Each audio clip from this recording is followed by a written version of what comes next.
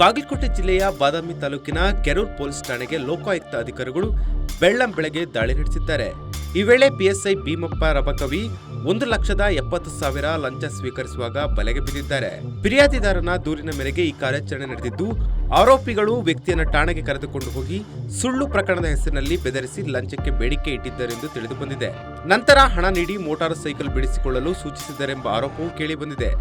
ಈ ಪ್ರಕರಣದಲ್ಲಿ ಪಿಎಸ್ಐ ಭೀಮಪ್ಪ ರಬಕವಿ ಜೊತೆಗೆ ಸಂತೋಷ್ ಬೀರ್ದರ್ ಸೇರಿದಂತೆ 2 ಸಿಬ್ಬಂದಿ ಕೂಡ ಲೋಕಾಯುಕ್ತ ಬಲೆಗೆ ಸಿಕ್ಕಿದ್ದಾರೆ.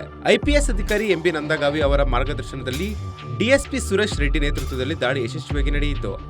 ಭ್ರಷ್ಟಾಚಾರ ಕಂಡುಬಂದರೆ ತಕ್ಷಣ ಲೋಕಾಯುಕ್ತರಿಗೆ ಮಾಹಿತಿ ನೀಡುವಂತೆ ಅಧಿಕಾರಿಗಳು ಸಾರ್ವಜನಿಕರಿಗೆ ಮನವಿ ಮಾಡಿದ್ರು. ರಾಜಕೀಯ ವ್ಯಕ್ತಿಗಳಿಂದ ನಿಮ್ಗೆ ಇದು ಬರ್ತಾ ಇದೆ, ಪ್ರೆಷರ್ ಆಗ್ತಾ ಇದ್ದಾರೆ ಅಂತ ಕೇಳ್ಕೊಡ್ತಾ ಇದೆ, ನಿಜನಾ ಸರ್? ನಾವೇನಿದೆ ಲೀಗಲ್ ಯಾವ್ದು ಆಸ್ ಪರ್ ಪ್ರೊಸೀಜರ್ ಏನಿದೆ ಅದ್ರ ಪ್ರಕಾರ ಈಗ ಬೇಸದಲ್ಲಿ ಇದ್ರ ಬಗ್ಗೆ ಇದೆ.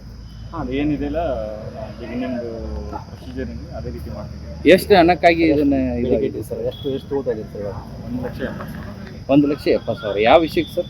ಅಂದರೆ ಇವರು ಗ್ಯಾಮ್ಲಿಂಗ್ ಆಟದಲ್ಲಿ ತೊಗೊಂಬಂದು ಪ್ರಕರಣ ದಾಖಲಿಸದೇ ಇರೋದು ಮತ್ತು ಈ ವೆಹಿಕಲನ್ನು ಬಿಡಲಿಕ್ಕೆ ಸರ್.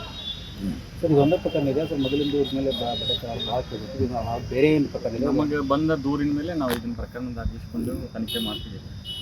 ಒಂದು ಪಬ್ಲಿಕ್ ಏನು ಕೊಟ್ಟಿದ್ರು ಅಂದರೆ ಸರಿ, ಇನ್ನೊಂದು ಎಲ್ಲ ಪೊಲೀಸ್ ಸ್ಟೇಷನ್ಗಳಲ್ಲಿ ಮಧ್ಯವರ್ತಿಗಳ ಹಾವಳಿ ಹೆಚ್ಚಾಗಿದೆ, ಆದ್ರೂ ಅದಕ್ಕೇನು ಕ್ರಮ ವಹಿಸಿಲ್ಲ ನಾವು ಇಲಾಖೆ ಅದು ನೇರವಾಗಿ ಬಾಗಲಕೋಟೆ ಜಿಲ್ಲೆಗೆ ನಾನು ಏನು ಮನವಿ ಮಾಡ್ತೀನಿ ಅಂದರೆ ಯಾವುದೇ ರೀತಿ ಕರಪ್ಷನ್ ರಿಲೇಟೆಡ್ ಬಂದರೆ ನೇರವಾಗಿ ನಮ್ಮ ಕಚೇರಿಗೆ ಬರ್ಬೋದು. ನಮ್ಮ ಮೊಬೈಲ್ ನಂಬರ್ ಡಿಸ್ಪ್ಲೇ ಮಾಡಿದ್ವಿ. ನಾವು ಪ್ರತಿ ಮಂತು ಪ್ರತಿಯೊಂದು ತಾಲೂಕಲ್ಲಿ ಪಬ್ಲಿಕ್ ಮೀಟಿಂಗ್ ಮಾಡ್ತೀವಿ, ಅಲ್ಲಿ ಕೂಡ ಹೇಳ್ಬೋದು. ನೇರವಾಗಿ ನನಗೆ ಕಾಲ್ ಮಾಡ್ಬೋದು, ಎನಿ ಟೈಮ್ ಮಾಡ್ಬೋದು. ನಮ್ಮ DVS ಇನ್ಸ್ಪೆಕ್ಟರ್ಸ್ ಅವ್ರ ನಂಬರ್ ಕೂಡ ಡಿಸ್ಪ್ಲೇ ಮಾಡಿದ್ವಿ. ಅವ್ರಿಗೆ ಯಾವುದೇ ರೀತಿ ಭ್ರಷ್ಟಾಚಾರ ರಿಲೇಟೆಡ್ ಏನೋ ಬಂದಂದರೂ ನೇರವಾಗಿ ಸಂಪರ್ಕಿಸ್ಬೋದು, ಎನಿ ಟೈಮ್ ಸಂಪರ್ಕಿಸ್ಬೋದು. ಮತ್ತು ನಾವು ಪಬ್ಲಿಕ್ ಮೀಟಿಂಗ್ ಮಾಡಿದಾಗ ಅಲ್ಲಿ ಬಂದು ಅವ್ರು ದೂರನ್ನು ಕೊಡ್ಬೋದು. ಇಲ್ಲ ನಾವು ದೂರು ಕೊಡೋಕ್ಕಾಗಲ್ಲ, ನೇರವಾಗಿ ಮೀಟ್ ಆಗ್ತೇವೆ. ನಾವು ಕಚೇರಿ ಟೈಮ್ ನಾವು ಈಗ ಬೆಳಗ್ಗೆ ಕೂಡ ಆಫ್ಟರ್ನೂನ್ ಕೂಡ ನಾವು ಕಚೇರಿಗೆ ಈಗ ಆಫೀಸ್ ಅವರು ಬೆಳಗ್ಗೆ 8ರಿಂದ 1 ಗಂಟೆ ಇದ್ದರೂ ನಾವು ಆಫ್ಟರ್ನೂನ್ ಕೂಡ ನಾವು ಆಫೀಸಲ್ಲಿ ಅವೈಲೇಬಲ್ ಇರ್ತೀವಿ.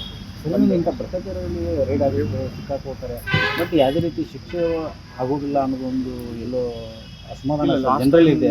ನಮ್ಮಲ್ಲಿ ಲಾಸ್ಟ್ ಟೈಮ್ ಒಂದು ಕೇಸ್ ಕೂಡ ಕನ್ವಿಕ್ಷನ್ ಆಗಿದೆ. ಯಾವ ಕೇಸ್ ರಿಲೇಟೆಡು ಕನ್ವಿಕ್ಷನ್ ಆಗಿರೋದು ಟ್ರಯಲ್ ಟೈಮ್ದಲ್ಲಿ ಪ್ರಾಪರಾಗಿ ಪ್ರೊಸೀಜರ್ ಮಾಡಿಕೊಂಡು ಸಾಕ್ಷಿದಾರರ ಹೇಳಿಕೆಗಳು ಆಗ್ತವೆ. ನಮ್ಮ ಲಾಸ್ಟ್ ಕೇಸಲ್ಲಿ ನಮ್ಗೆ ಕನ್ವಿಕ್ಷನ್ ಆಗಿದೆ. ಸರ್, ಹಳ್ಳ್ಯಾಗ ಸೀರೆ ಮಾಡ್ತಾರಲ್ರಿ, ಅದನ್ನು